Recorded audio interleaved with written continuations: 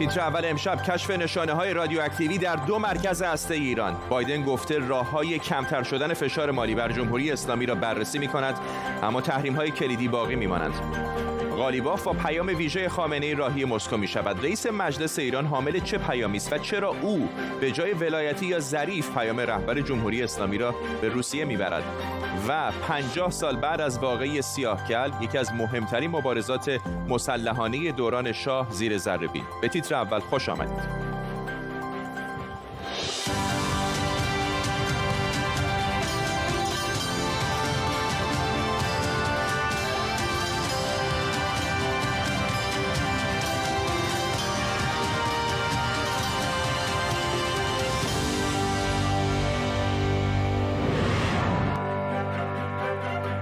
سلام به شما. بلومبرگ گزارش داده دولت جو بایدن در حال بررسی راههایی برای کم کردن فشار مالی بر ایرانه، البته بدون برداشتن تحریم‌های کلیدی اقتصادی و نفتی. راهکارهایی مثل حمایت از وام صندوق بین‌المللی پول به ایران برای مبارزه با کرونا. همزمان جن ساکی، سخنگوی کاخ سفید، گفته توپ در زمین ایرانه تا به تعهداتش عمل کنه و ظریف هم گفته برای مذاکره با آمریکا در ایران اجماع وجود نداره. در طول برنامه به کمک تیمی از کارشناسان و خبرنگاران آخرین تحولات رو بررسی می‌کنیم. پیش از همه بریم به واشنگتن دی سی. همکارم آرش علایی از این شهر با ماست. آرش، یکم بیشتر به ما بگو در مورد این گزارش بلومبرگ و نشانه‌ای که داریم از دولت بایدن می‌بینیم در مورد احتمال آسان تر کردن بعضی از فشارها روی ایران.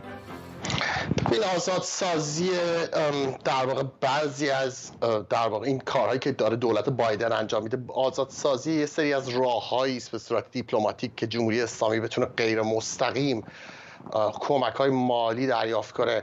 شما اشاره کردی به بخشش 5 میلیارد دلار ایران از صندوق بین‌المللی پول درخواست کرده که برای مبارزه با کرونا بهش وام بده. از دهه 60 میلادی تا حالا باید اشاره کرد که چه دولت شاهنشاهی ایران و بعد جمهوری اسلامی ایران از بانک جهانی تا حالا درخواست کمک مالی و وام نکرده بودن. دولت ترامپ موقع جلوی این داستان ایستاد، خودش هم مشکل داشت با صندوق بین‌المللی پول. دولت ترامپ و فشارهای زیادی به این صندوق آورده بود، بنابراین موافقت آمریکا به عنوان بزرگترین حامی مالی صندوق بین‌المللی پول باعث شد که این کمک رو ایران دریافت نکنه. اما الان بایدن دولتش تمایل داره که یک سری از این فشارها رو از روی جمهوری اسلامی برداره بدون که تعهد خیلی جدی بخواد بده. به نظر میاد که حداقل در آمریکا اون چیزی که من میبینم، اون دوره‌ای که بهش میگن دوره ماه عسل دولت‌های آمریکا، الان با مطبوعات در حال سررسیدن هست و نشانه‌هاش هم میشه در گزارش‌هایی که در طول 1-2 روز گذشته در مورد توافق اتمی ایران و نظر متحدین منطقه ایالات متحده آمریکا و اینکه چگونه نظر این متحدین و گروه‌های مختلف سیاسی باید در توافق اتمی با ایران گنجونده بشه در این مقاله‌های مختلفی می‌بینیم. واکنش وزارت خارجه آمریکا و سیستم دیپلماتیک آمریکا هم به این قضیه تا حالا محتاطانه بوده و گفتگوهاشون محدود بوده فعلا با متحدین اروپایی خودشون. اما به نظر میاد در کنار اون گزارش دیگری هم که در وال استریت جورنال منتشر شده بود مبنی بر اینکه در 2 سایت اتمی ایران نمونه برداری هایی که انجام شده بوده ازش مواد رادیواکتیو پیدا شده، مزید بر علت بشه که این کشمکش ادامه پیدا کنه. ممنونم از آرش علی، خبرنگارمون در واشنگتن دی سی. همونطور که آرش به درستی اشاره کرد، وال استریت جورنال گزارشی منتشر کرده که بازرسان آژانس بین‌المللی انرژی اتمی در 2 سایت هسته ایران شواهدی از مواد رادیواکتیو اعلام نشده پیدا کردند. موادی که میتونن نشونه‌ای باشن از فعالیت‌های مرتبط با سلاح‌های هسته‌ای. بهروز بیات، مشاور پیشین آژانس بین‌المللی انرژی اتمی از وین با ماست. آقای بیات، از همون شهری که شما هستید، نماینده دائم روسیه در سازمان‌های بین‌المللی توییتی کرده کمی پیشتر و گفته که اینکه مواد رادیواکتیوی که احتمالاً مربوط به 20 سال پیش در ایران هست اگر کشف شده باشن هیچ چیز خاصی رو نشون نمیده. از نظر علمی برای منی که خیلی اطلاعات ندارم تشریح بکنید که آیا هیچ معنا و مفهوم خاصی داره کشف این مواد رادیواکتیو اگر این گزارش درست باشه؟ بله، اگه گزارش درست باشه معنیش این است که خارج از مراکز هسته‌ای اعلام شده جمهوری اسلامی که مورد نظارت آژانس بودند، خارج از این مراکز اقداماتی صورت گرفته. قاعدتاً نباید انتظار داشت که در خارج از این محوطه مراکز مواد هسته‌ای باشد، اما اینکه اگر همچین چیزی به واقعیت بپیونده، چون این گزارش خیلی دقیق نیست هنوز، مورد تایید آژانس هم واقع نشده، اما اگر واقع بشه میتواند معنیش این باشد که جمهوری اسلامی در این مراکزی که مورد نظرن اقداماتی کرده باشد در جهت تکامل خود بمب هسته‌ای. یعنی باید توجه داشته باشید که یه بخش غنی‌سازی داره، شما به اندازه کافی اورانیوم غنی شده که داشته باشید هنوز باش نمیتونید بمب بسازید. برای بمب سازی یه سری اقدامات باید بکنید و که باید مثلا اینو شبیه سازیش بکنی از طریق اورانیوم در واقع فقیر شده و اگر باید دید هیچ معلوم نیست که در آن محلات چه نوع مواد رادیواکتیو پیدا شده. اگر مثلا دلالت بر این باشه که فلز اورانیوم پیدا می شده، خب این بعد خیلی تهدیدآمیزتره، یعنی معنیش اینه که جمهوری اسلامی در آنجا روی شبیه سازی بمب اتمی کار کرده بوده باشد. از این نقطه نظر خب میتواند جدی باشد، در واقع میتونه اقدامی باشه که بخواد انتشارش که بخواد این روند دیپلماسی بین بایدن و جمهوری اسلامی رو یه جوری مزاحمت براش ایجاد بکند. ممنونم از شما بهروز بیات، مشاور پیشین آژانس بین‌المللی انرژی اتمی از وین پایتخت اتریش با ما. رئیس مجلس شورای اسلامی محمد باقر قالیباف تا ساعتی دیگه راهی مسکو میشه تا اونطور که گفته شده پیامی از علی خامنه‌ای رهبر جمهوری اسلامی به ولادیمیر پوتین برسونه، کاری که معمولاً بر عهده علی اکبر ولایتی مشاور امور بین‌الملل رهبر جمهوری اسلامی و یا یکی از اعضای دولت بوده. از جزئیات پیام البته هنوز چیزی منتشر نشده. رجب سفروف مدیر مرکز مطالعات ایران معاصر در روسیه از مسکو به ما پیوسته. آقای سفروف، الان که نشانه‌هایی داره بروز میکنه که به نظر دولت‌های ایران و آمریکا سیگنال‌هایی برای مصالحه احتمالی دارن به هم نشون میدن، نقش روسیه چقدر میتونه پررنگ باشه؟ و میدونیم حالا این پیام با ما جزئیاتش رو منتشر نشده، ولی حاوی چه نکاتی میتونه باشه؟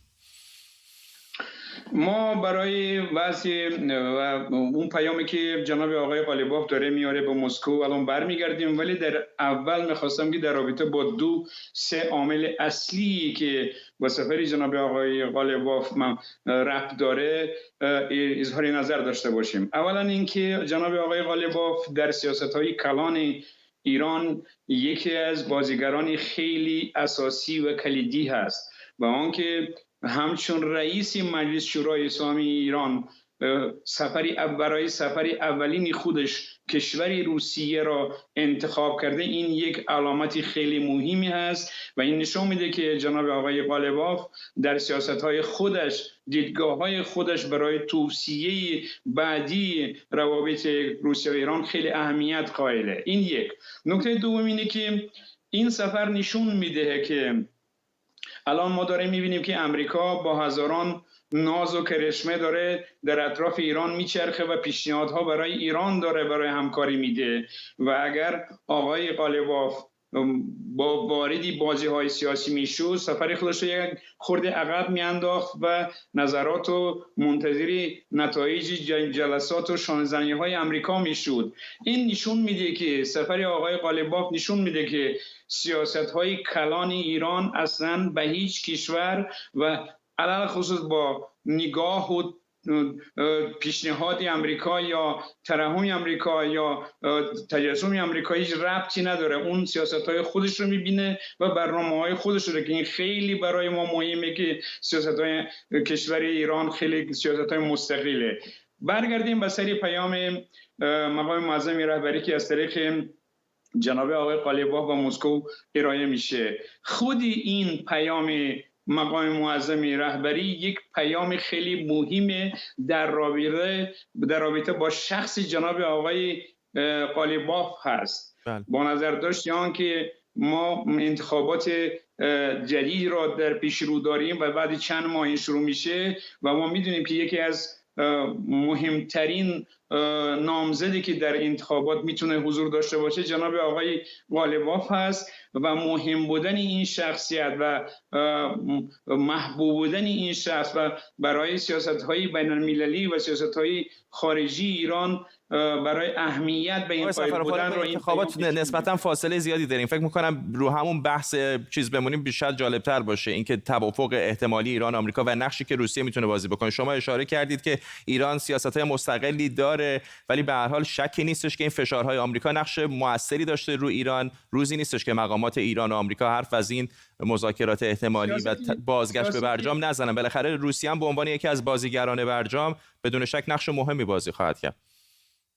روسیه همیشه به اون اهمیت قائل بود که روابط ایران آمریکا و کشورهای دیگه برقرار بشه، چون که اصلا این غیر منطقی هست که در چندین دهه این کشورها رابطه خوب دارند. بنابراین روسیه همیشه برای آنکه این روابط برقرار بشه هم سهم کرده، هم واقعا تمام انرژی خودش رو خرج کرده و برای برقراری رابطه ایران با کشورهای دیگه و برداشتن این تحریم‌ها تمام امکانات و توانمندی خودش رو برای این خرج کرده، چون که اگر این تحریم‌ها برداشته بشه برای بیزنس روسیه، روابط اقتصادی بین روسیه و ایران هم خیلی راه‌ها باز میشه و امنیت جهانی واقعا خیلی هم خوبتر تامین میشه. بنابراین روسیه علاقمندی اون است که رابطه ایران با کشورهای خارجی علل خصوص با آمریکا و کشورهای اروپا برقرار بشه. سپاسگزارم. رجب سفروف، مدیر مرکز مطالعات ایران معاصر در روسیه از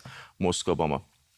نقطه عطف مبارزات چریکی در ایران به نظر خیلی ها رخداد سیاه‌کله، رخدادی که در خاطره ها ماند، به حرکات مسلحانه قوام بخشید و نقطه ارجاع فعالیت‌های مسلحانه بعدی شد. امشب رخداد سیاه‌کل رو در 50مین سالگردش زیر ذره میبریم.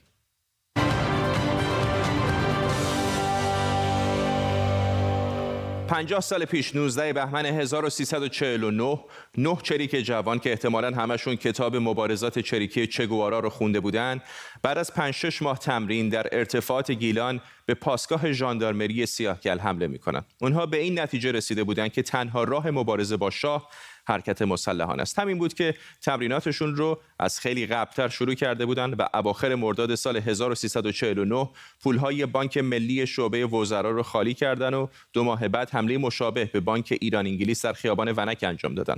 مقداری مهمات داشتن و با $80,000 پول سرقت شده مابقی اسلحه و مهمات مورد نیاز هم از عراق وارد کردند. 22 جوان در 3 گروه، گروه کوه، گروه عملیات شهری و گروه پشتیبانی. 14 شهریور 1349 گروه کوه به فرماندهی صفایی فراهانی به گیلان میره. اسلحه‌شون از قبل لابلای درخت‌ها در جنگل پنهان شده بود. اما اینها کیان و چرا توی روز روشن در یک نبرد نابرابر میخوان برن توی دل یک حکومت؟ برای پاسخ به این سوال باید کمی به عقب برگردیم. 28 مرداد سال 1332 علیه دولت مصدق کودتا میشه. احترام حزب چپگرای توده به خاطر عدم مقابله و مماشات با کودتاگران از بین میره. فعالان سیاسی جوان از حزب توده دلسرد میشن. 1335 ساواک تأسیس میشه و فضا بسته تر. بیرون ایران انقلاب چین به رهبری مائو سال 1328 پیروز شده. انقلاب مسلحانه کوبا به رهبری فیدل کاسترو و چگوارا هم سال 1337 انجام شده. جنگ‌های چریکی در جاهای دیگه مثل آمریکای لاتین و همینطور ویتنام، ترجمه کتاب جنگ‌های چریکی اثر چگوارا به فارسی در آلمان و توزیعش در ایران و البته جنبش‌های دانشجویی در اروپا همه منبع الهام جوانان شورشی شده بودند.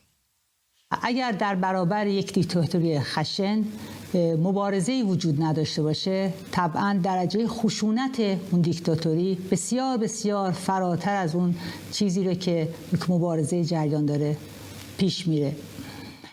خیلی از گروه‌ها بعد از کلی بحث تئوریک به این نتیجه رسیده بودند که اصلاحات سیاسی در ایران به بنبست خورده و تنها راه اقدام مسلحانه است. اما بریم سراغ گروهی که ما باهاشون کار داریم. 2 گروه چپگرا تشکیل شدن و شروع به تمرین و یارگیری کردند. گروه اول جزنی ظریفی و گروه دوم احمدزاده پویان مفتاحی، اما ساواک هم بیکار ننشسته بود. اواخر سال 1346 خیلی از اعضای این 2 گروه یا زندانن یا بیرون از ایران. 3 تا از اعضای گروه اول از دست ساواک قصر در میرن: حمید اشرف، غفور حسنپور و اسکندر صادقی نژاد. و همینها دوباره سر و سامانی به گروه میدن و 22 نفر میشن، در حالی که گروه کوه در واقع مخفیانه در حال تمرین نظامی در کوههای البرز هستند. حسنپور دستگیر و شکنجه میشه. حالا ساواک از قصد گروه یعنی حمله مسلحانه با خبر شده. دستگیری ها ضربه سختی به گروه میزنه. حمید اشرف و صفایی فراهانی تصمیم میگیرن که پیش دستی کنن و در 3 روز بعد عملیات مسلحانه رو شروع کنن. گروه یکی از اعضاش رو به نام لنگرودی به سیاهکل میفرسته تا به تیم پشتیبانی خبر تصمیم حمله رو بدن. روستاییان لنگرودی رو میگیرن. لنگرودی تیر هوایی میزنه و گروه خبردار میشه که او دستگیر شده. گروه 19 بهمن 1349 از جنگل بیرون میاد تا به ژاندارمری سیاهکل به امید آزادی رفیقشون حمله کنه. گفته ها البته متفاوته. بعضی ها خبر از کشته شدن همه نیروهای ژاندارمری میدن و بعضی میگن تنها 2 نفر کشته شده. آنچه هست، گروه ژاندارمری رو خلع سلاح میکنه و دوباره به ارتفاعات برمیگرده. شاه عصبانی از این موضوع نیرو و تعدادی هلیکوپتر برای دستگیری چریکا با نظارت مستقیم برادرش غلامرضا پهلوی به منطقه میفرسته. همه دستگیریا کشته میشن. 26 اسفند 1349 چند روز پیش از نوروز 13 چریک اعدام میشن.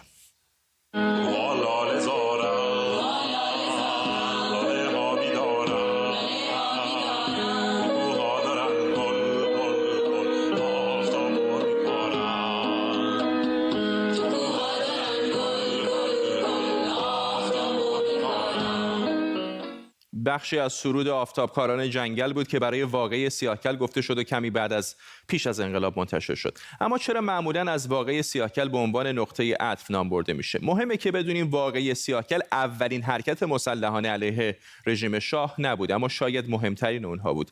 دلیل عمده شاید اینها باشن. 2 ماه بعد از سیاهکل در روز 15 فروردین 1350 رئیس ساواک تهران در یک کنفرانس مطبوعاتی کار این گروه رو تمام شده اعلام کرد.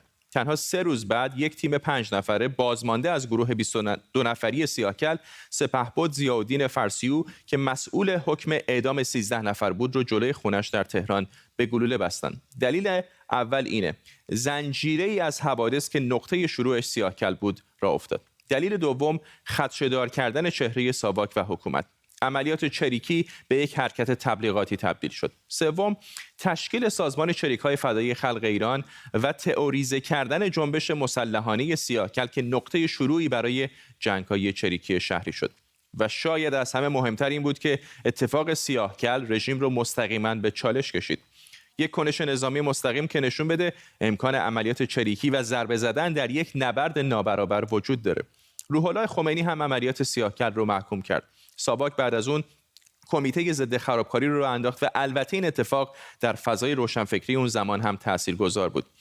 یک شنبه 50 سالگی واقعی سیاهکل. خیلی ها میگن سیاهکل توهمی بود که در عمل شکست خورد. عده‌ای اون رو آغاز حرکت‌های مسلحانه با اهداف سیاسی میدونن و کسانی هم هستن که رخداد سیاهکل برای اونها گشودن یک راهیه به سوی آنچه هنوز نیامده.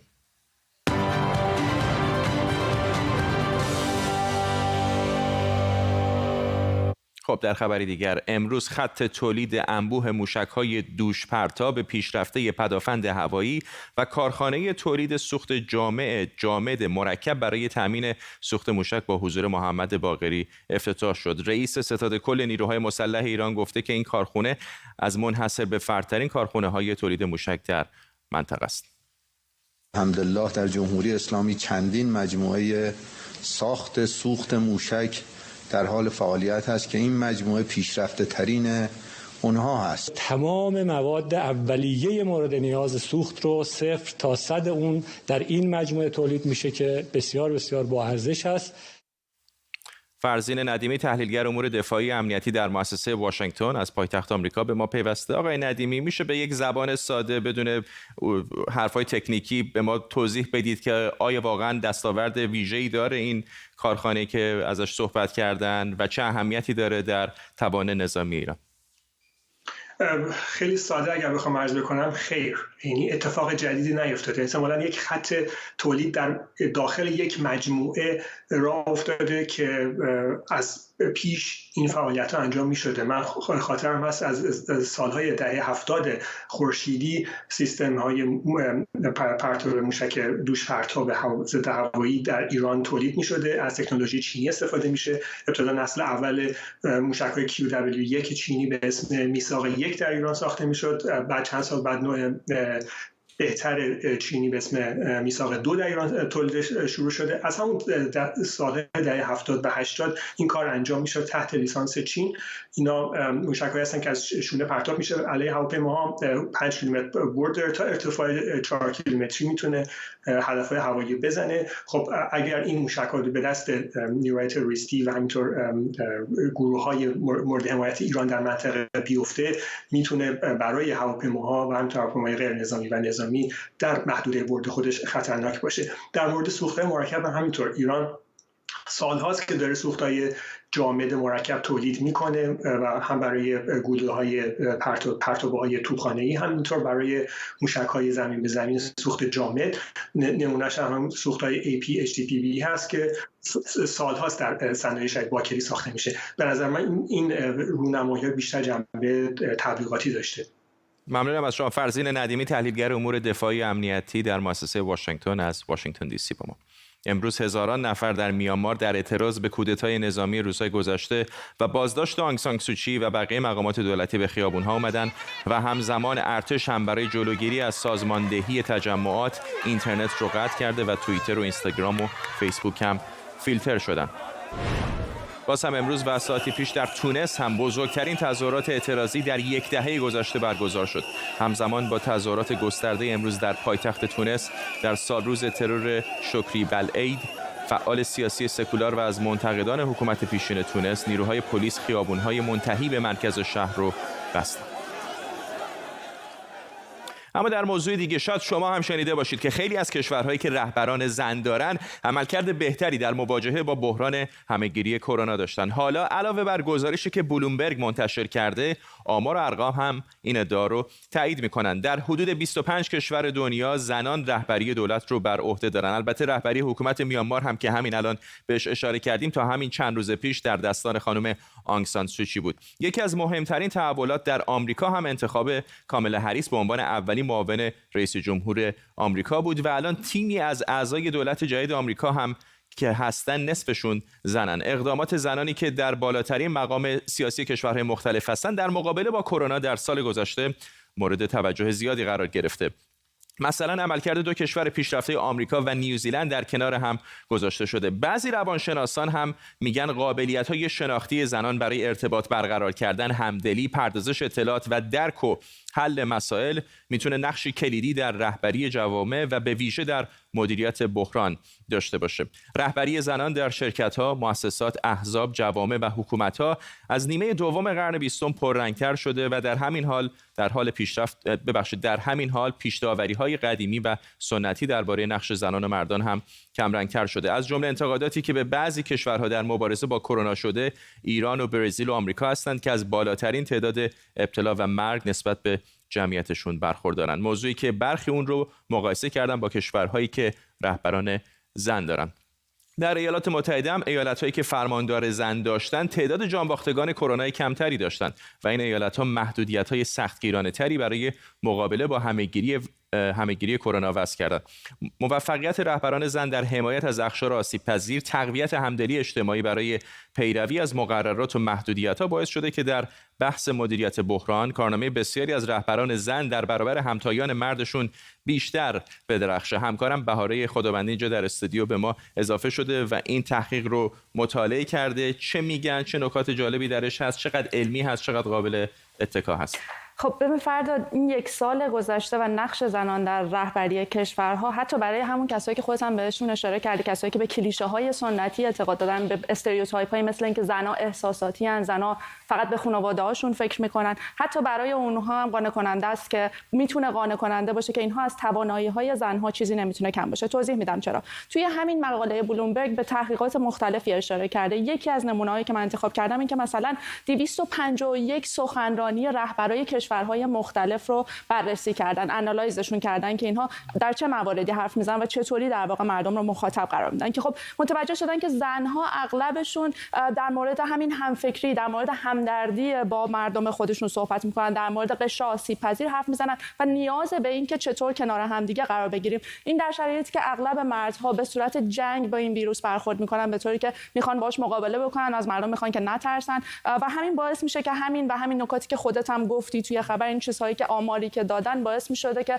نمونه‌هاش رو کاملا ما برخورد داشتیم سال گذشته باهاش، که همون موقعی که رهبران مثل همین بوریس جانسون نخست وزیر بریتانیا داشت میگفت که داشت منومن میکرد که اصلا این ویروس چقدر واقعا مهمه و داشت منومن میکرد که آیا محدودیت بذاره یا نه، در حالی که بغل گوشش همین ایتالیا داشت با ویروس داشت همینجوری پیش میرفت جلو. همون موقع جاسیندا آردرن نیوزلند مرزهاش رو به سرعت بست و مشکل چندانی هم نداشت که مردم خودش رو بتونه قانع بکنه که در واقع به حرفاش عمل بکنن. ولی مفهوم این نیستش که همه رهبرهای زن یه طور رفتار میکنن، رهبرهای مرد یه طور، فقط اینه که با تعداد محدود رهبرهای زن که ما داریم تواناییشون واقعا چشمگیر. جامعه آماری محدودی هم هست طبیعتا. ممنونم از تو بهار خدابنده، همکارم اینجا در استودیو با ما.